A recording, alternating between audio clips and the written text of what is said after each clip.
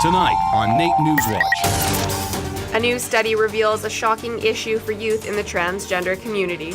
Trans rights are sort of set back a bit more than we like to account for.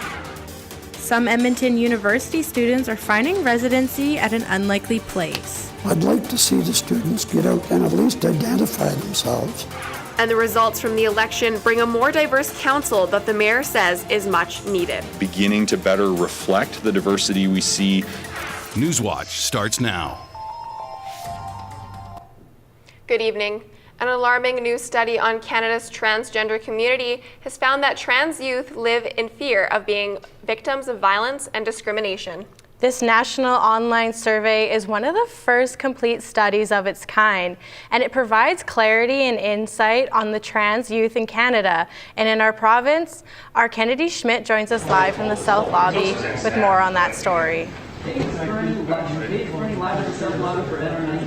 Thanks, guys. The study says that about 75% of youth in Alberta face discrimination. Although these numbers seem high, the transgender community is not necessarily surprised by these results. This is just sort of everyday stuff almost. Max Quilliam is a transgender MacEwan University student. Quilliam is an active member in the transgender community as well as in the LGBTQ community. He says that although all groups face opposition, the trans community has specific barriers that others do not. Although the LGBT community has made like many steps in the previous years, like we have same-sex marriage like in pretty much most of North America now, right? But trans rights are sort of set back a bit more than we like to account for, like because there's still such a misunderstanding of alternative like gender identities. Having your identity not be recognized does have a lot of pressure behind it and does give you a lot of mental weight, which really explains like the higher rates of like mental illness in like trans youth, and then like furthermore like the higher rates of suicide in that community. The Canadian Trans Youth Health Survey includes a regional report on Alberta, which is the first of its kind for the province. 114 youth from Alberta participated in the survey, making up 12% of all participants. In the province, 4% of participants said they had an excellent mental health status, while 38% reported having a poor mental health. So for the first time ever, now we have that quantified data that is really focused in on painting a picture of what their everyday experiences are in their schools, in their communities, with their families, and in the healthcare system. Dr. Wells says that although the educational system has made good steps towards supporting these groups, the survey shows that more could be done. Trans youth in Alberta reported they don't feel very connected to their schools, and on a scale of 0 to 10, they scored a 4.7. When schools are not safe environments for like trans people, gay people, even like people who are like racialized, like those, like when there isn't adequate information and adequate representation in those spaces, it leads to more hate and misunderstanding. Most post-secondary schools in Edmonton have LGBTQ clubs that meet on a regular basis. The club at MacEwan meets every Tuesday, and the Pride Club here at NAIT meets every other Thursday. The clubs are inclusive to all groups, and anyone is welcome to attend. Kennedy, what are some of the barriers that the trans youth community face? Well, so as I mentioned before, this is the first study of its kind here in Alberta. The main issue facing this group in the past is that there hasn't been any research to document the experience of trans youth. Therefore, it's created a lack of understanding and knowledge in the environment around them. So what are some of the things that can be done to help lower these statistics? Well, researchers suggest that supporting families with trans youth, creating safer schools, and making healthcare more accessible are some of the first steps to building a more supportive and knowledgeable environment for the trans youth in Alberta. Thanks, Kennedy. That's Kennedy Schmidt reporting live from the South Lobby tonight. Don Iveson is back on the job as mayor after a landslide win in the election and is excited to welcome more diversity to the council. That's funny. We would never do The day after his big win, Iveson held his first press conference as mayor-elect. He will be joined by many familiar faces on the council, but expressed his excitement over the 4 new members, even sharing a picture on Twitter of his new colleagues. Sarah Hamilton adds to the number of females on the council, and Erin Paquette becomes Edmonton's first Métis councillor.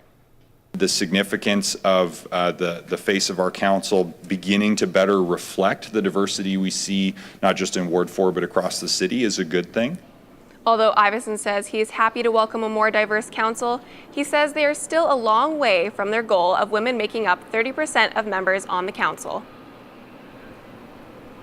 Although there may be generations between them, 2 unlikely groups of Edmontonians have found a common place to call home. The seniors of Strathcona Place have opened their doors to the students of Edmonton. Our Maverick Best has more.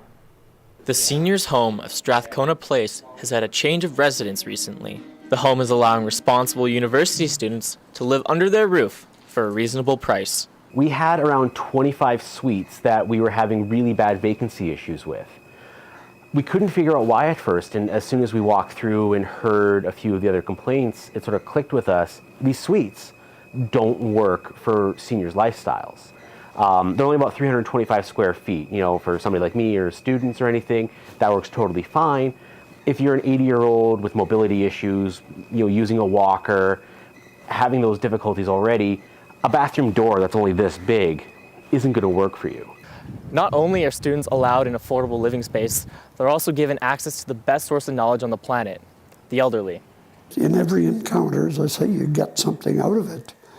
And I feel sometimes that I'm able to give them some little bit of insight or advice, good or bad. Jim's hoping he gets more chances to impart his knowledge onto the younger generation. And in the future, the students and seniors will spend more time in common areas together.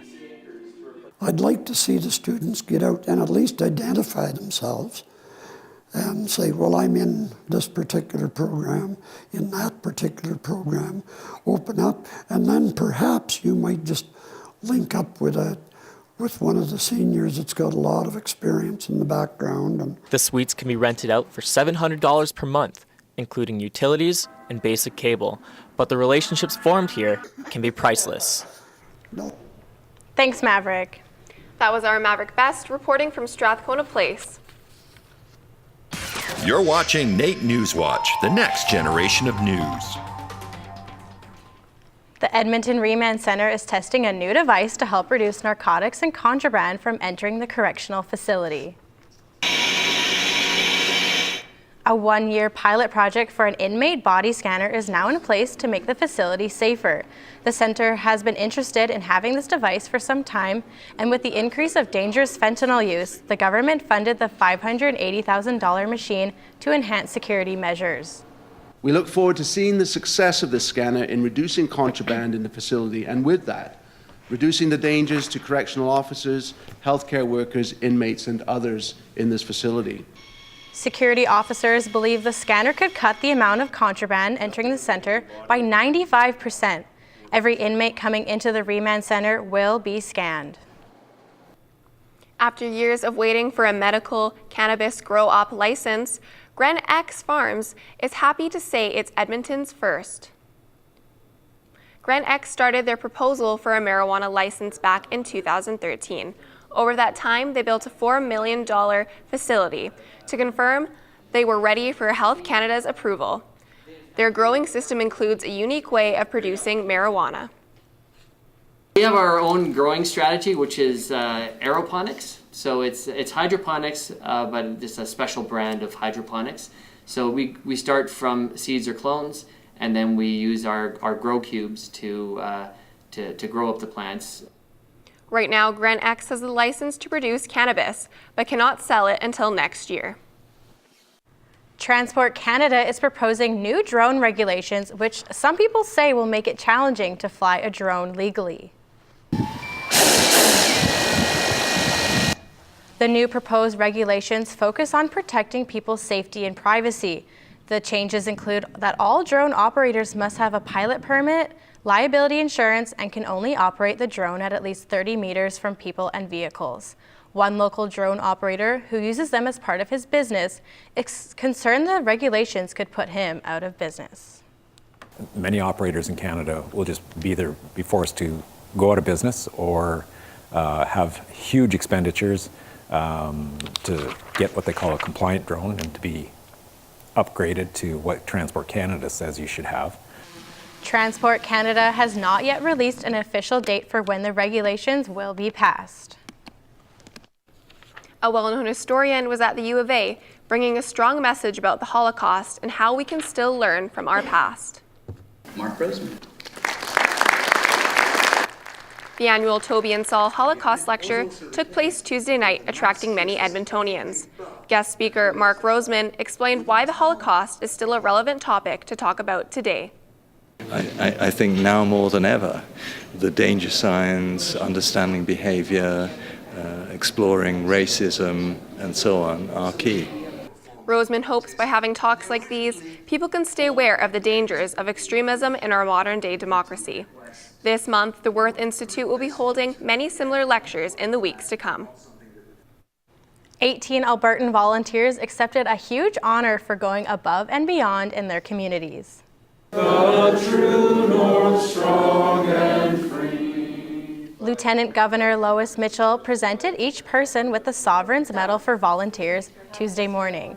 This award is the highest form of recognition for volunteers across Canada.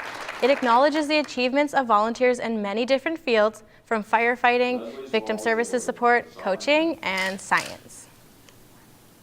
I was a teacher, and at that time, I just want to keep in touch with the change of science, and this is why I volunteered there. Each volunteer was nominated because of their positive contribution in their communities and organizations. A second medal ceremony will be held in Calgary on Tuesday. Students celebrated this year's 10th annual Sustainability Awareness Week by participating in multiple events and activities at the University of Alberta.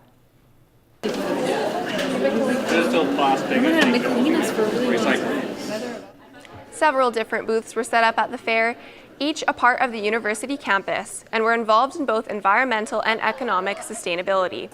Students learned how to divert things from the landfills and participated in activities that taught them what could or couldn't be recycled.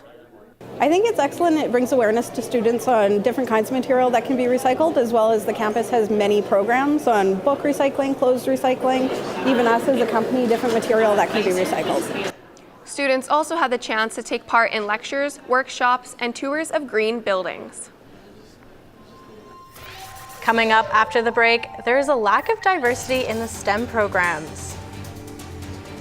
A study from Ryerson shows a large gender imbalance in science, technology, engineering, and mathematics. There's over 100 programs here at NAIT, and about 70% of them are low female enrollment. Coming up in sports, the Oil Kings take on the Victoria Royals, and I try out a different way to play basketball.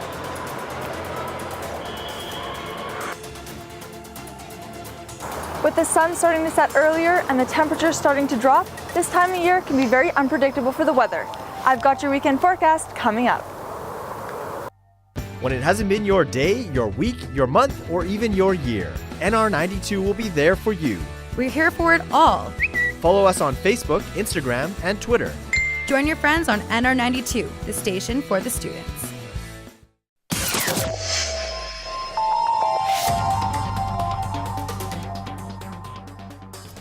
You know, I'm really glad my pet fish has an aquarium indoors because outside it's getting a little cold. Oh, I didn't even know you had a pet fish.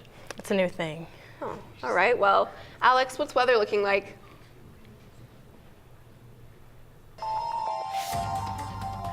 The weather is actually looking pretty nice today, guys. Over in Calgary, we have a high of 10 and a low of 1. Unfortunately, though, in Jasper, they do have a 30% chance of rain, but you know what? It's still pretty warm with a high of 8 and a low of -3. Now, to Fort McMurray, we have a high of 8 and a low of -4. And right here in Edmonton, there is a high of 11 and a low of -1. This year, for our average, it's usually around 10 degrees and a low of 0. And our record highs in 1901, there was 23 degrees, and in 1951, it was -17 degrees. That's all I have for weather. Have a wonderful weekend, guys. NewsWatch Weather is brought to you by NR92, the station for the students.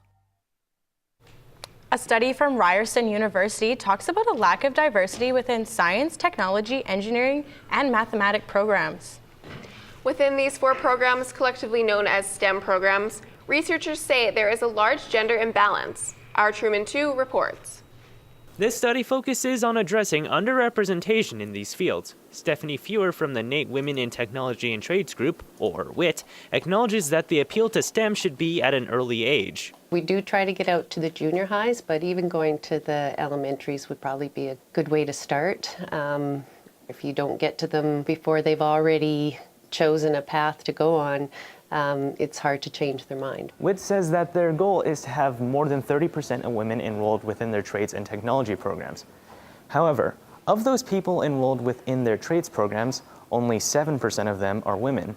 There's over 100 programs here at NAIT, and about 70% of them are low female enrollment. The study, however, says that even with early appeal, the thing that should be changed is the attitude within the programs itself.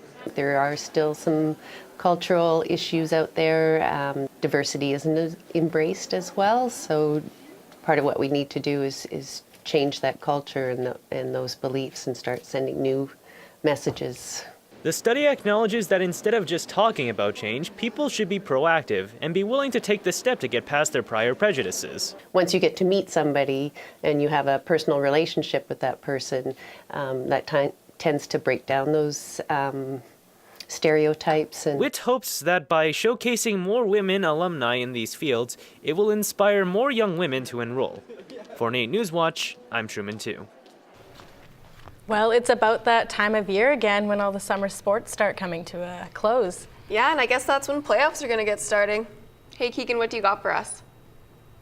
Well, ladies, I've got lots to talk about, but first let's get started with some football action. The Eskimos are back at practice this week as they look to stay focused after clinching a playoff spot in dramatic fashion last week. The Eskimos secured their spot after a thrilling comeback win over the Toronto Argonauts on Saturday. They finally got on the right track after losing 6 straight games and are looking good as they head into the playoffs. But the only thing on head coach Jason Moss's mind is the next game. I mean, no matter what road you take through the playoffs, it's hard. It's hard to win a playoff game. It's hard to win a Grey Cup. So our focus more is, though, on today and getting better today so that we can go and beat BC, because that's what ultimately we want to do this week. It's the only game we get to play. It's the only measuring stick we have of how good we can play is playing them at their place. And trust me, that's all our focus is on right now. The Eskimos take on the BC Lions in Vancouver tomorrow night at 8. Edmonton high school football teams are gearing up for the city championships taking place next week. Reigning Miles Division champions, the Strathcona Lords, are looking for a repeat performance from last year to give graduating players one last chance at glory and to continue the winning mentality at the school. It's no excuses, you know. It's easy to blame, oh, it's snowing, the wind. That doesn't mean anything. Once this is over, you'll give anything to go back to the field no matter what the weather. So I just think you got to go out there and play your hardest. That's all that matters. I played here a long time ago when we didn't win a game at all. And then I started to coach here in the early 2000s when we started to win championships. And I've seen what this school's like when you're not winning, and I've seen what this school's like when you are winning. And it's an amazing culture to be around. It's a fantastic school. It's a fantastic place to be. And when you start winning championships and we start getting the school back to what it should be, it's awesome. It's unlike anything I've ever felt before. Strathcona will play Ardrossan in the first round of the playoffs on Monday. The Oil Kings are taking on the Victoria Royals as they look to bounce back after an overtime loss to the Regina Pats.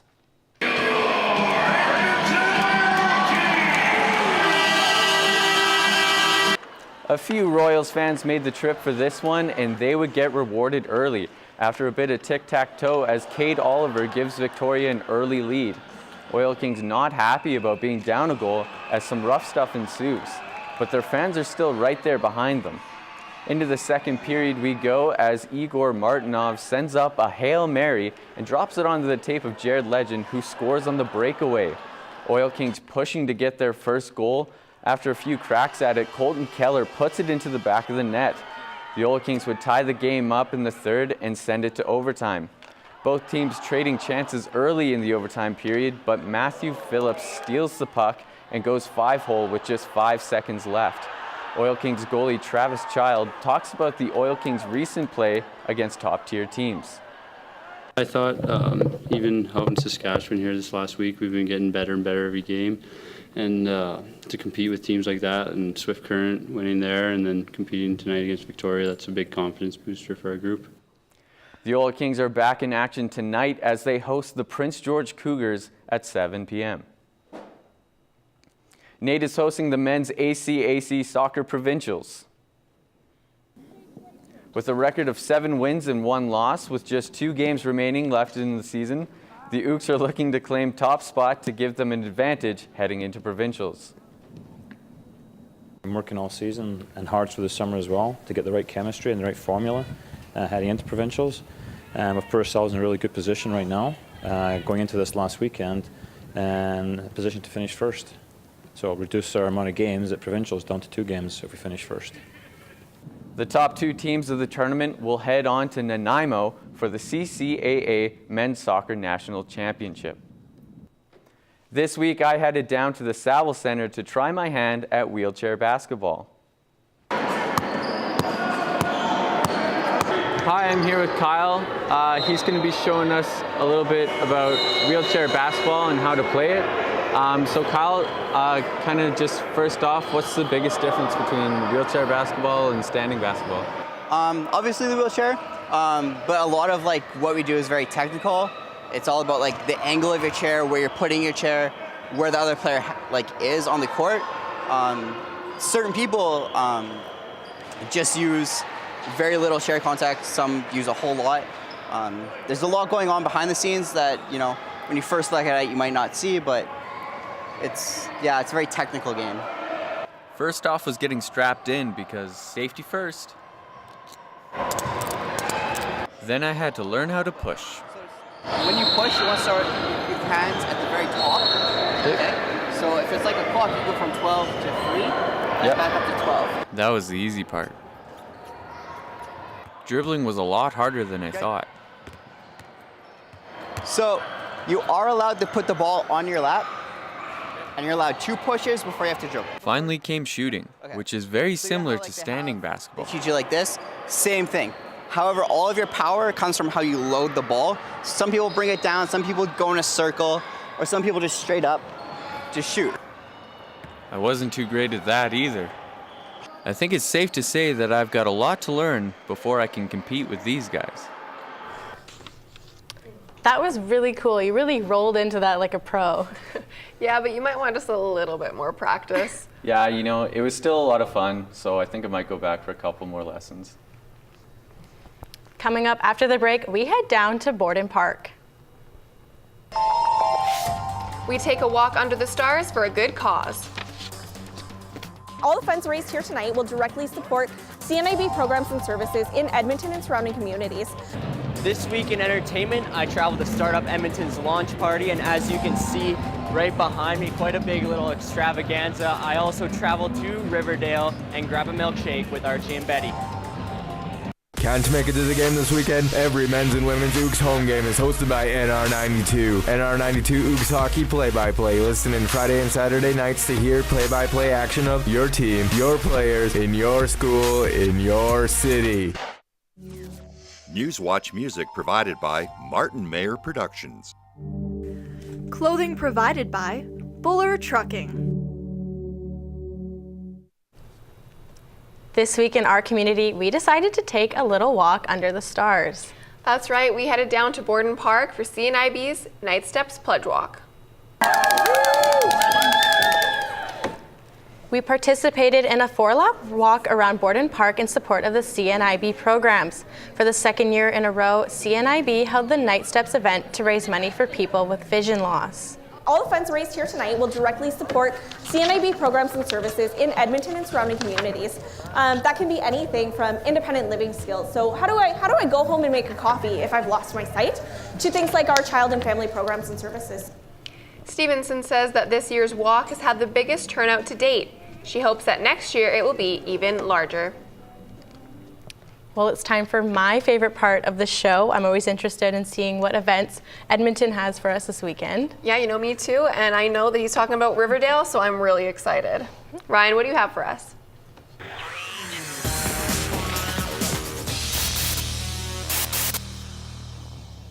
Thanks, guys. My favorite segment, too, except for Keegan's, of course. A diner in Edmonton served up a local experience for the fans of the hit Netflix show Riverdale.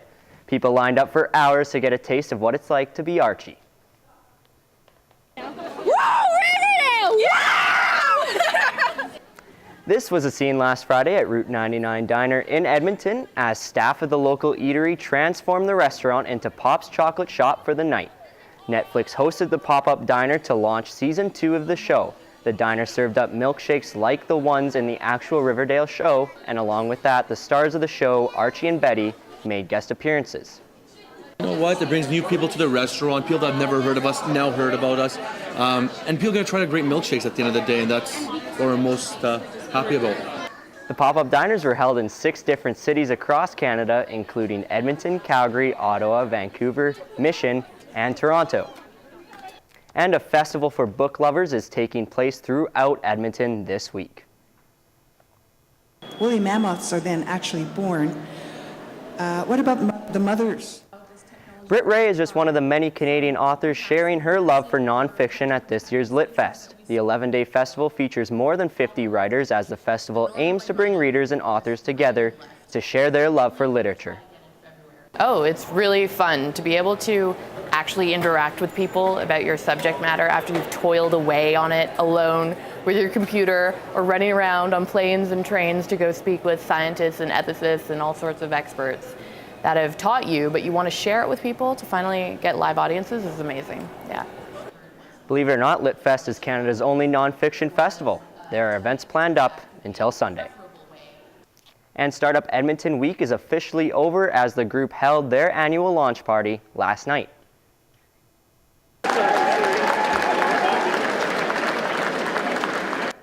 10 local startup companies were featured at the launch party as the goal is to showcase new ideas and groups being formed.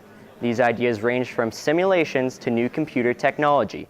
The launch party is held annually after every startup week. So Startup Week's happened. We've had 50 plus events. It's been amazing. We've had great turnouts at all of our events, lots of new faces. It's been a lot of fun. Since 2010, more than 65 companies have launched at the annual launch party. You can find more about Startup Edmonton by going to www.startupedmonton.com. And that's all I have in this week's entertainment. Thank you for watching. I really hope they have the Riverdale place open for season 3 because I'd like to check it out. I know, I was so upset I missed it, but I'm definitely going to go if they open it again. That's all for NAIT NewsWatch this week. Thanks for watching.